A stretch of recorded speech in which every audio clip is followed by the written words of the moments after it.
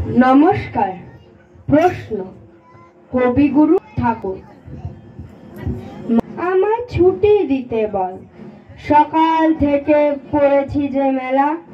এখন আমি তোমার ঘরে বস করব শুধু পড়া পড়া খেলা। তুমি বলছো দুপুর এখন সবে, না হয় যেন সত্যি হলো তাই। একদিনও কি দুপুর বেলা হলে বিকেল হলো মনে করতে নাই। আমি তো বেশ ভাবতে পারি মনে, সূর্যি ডুবে গেছে মাঠে শেষে।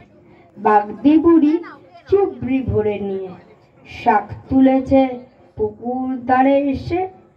আধার হলো মাদার গাছের তলায়, কালি হয়ে এলো দিঘির জল।